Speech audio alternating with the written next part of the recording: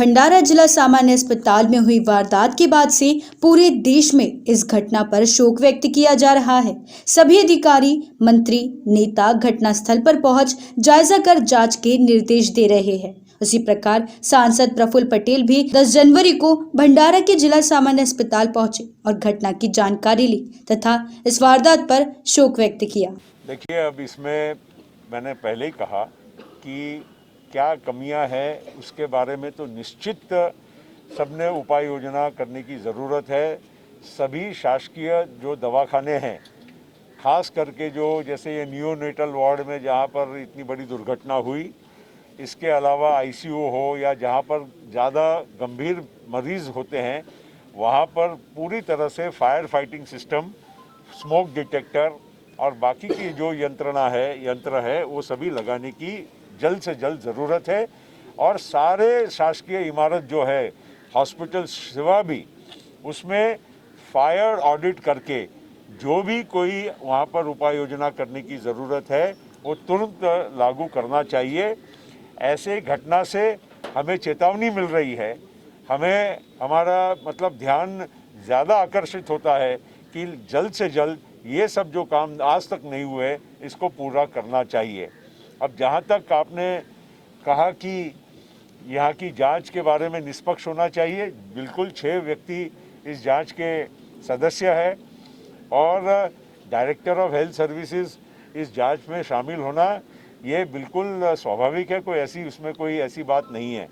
सवाल ये है कि ऐसे बहुत सारे प्रस्ताव शासन में थोड़ा वक्त लगता है, मगर ये इसी वजह से, आज की इस घटना के वजह से हमको सोचना पड़ेगा कि जल्द से जल्द निर्णय ऐसे मामले में हमने कैसे करना चाहिए, एक। और दूसरा कि यहाँ पर भंडारा में ही नहीं लेकिन पूरे महाराष्ट्र के जो दवाखाने हैं उनकी परिस्थिति जो है शासकीय दवाखानों की, इसमें भी बड़े प्रमाण से बाकी भी चीज़ों में सुधार करने की ज़रूरत है। कि मानव से ऊपर कोई चीज़ नहीं है। संसार में जो भी है मानव है। सरकारें बनती भी है तो मानव के भले के लिए बनती है और इसलिए सरकार का पहला दायित्व ये होना चाहिए कि जिससे जन सुविधा, स्वास्थ्य, शिक्षा और बाकी की जो जल है, विद्युत है, जो भी कुछ जीवन आवश्यक जो चीज़ें हैं, और ख़ास करके जहाँ पर मानव के सुरक्षा का सवाल है, इसमें प्राथमिकता देनी चाहिए। मेरा इस पर टिप्पणी करना कौन दोषी है या नहीं, यह योग्य नहीं होगा। निश्चित एक बात ज़रूर है, जो प्रारंभिक जो वहाँ मैं अभी जो घटनास्थल हुए वहाँ पर उस रूम में जाकर आया, वो पूरा एरिया जो वहाँ का है मैंने देखा, उस पर से नज़र आता है कि इलेक्ट्रिकल शॉर्ट सर्किट होने से वहाँ पर बड़ा धमाका हुआ, स्फोट हुआ।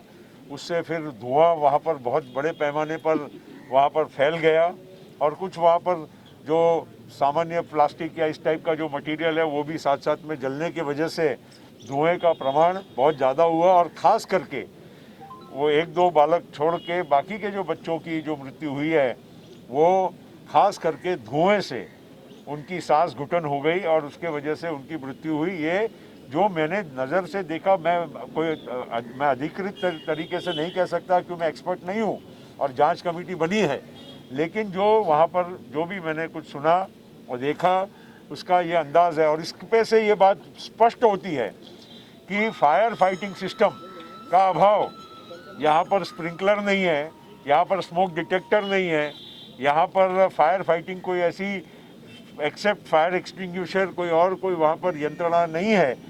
और ये अगर सभी शासकीय दवाखानों में, खास करके ऐसे नियोनेटल वार्ड, आईसीयू या जहाँ पर मरीज़ ज़्यादा जो बीमार होते हैं, वैसे जगहों पर ये सारे सिस्टम को निर्माण करना केवल भंडारा के लिए ही नहीं लेकिन सारी शासकीय दवाखाने और इमारतों के लिए बहुत जरूरी है। तो सब्सक्राइब कर बेल आइकन दबाना ना भूलें और गूगल प्ले स्टोर से bscrimindianews.com के एप्लीकेशन को डाउनलोड कर रोजाना ताज़ा खबरों के लिए हमारे साथ बने रहें।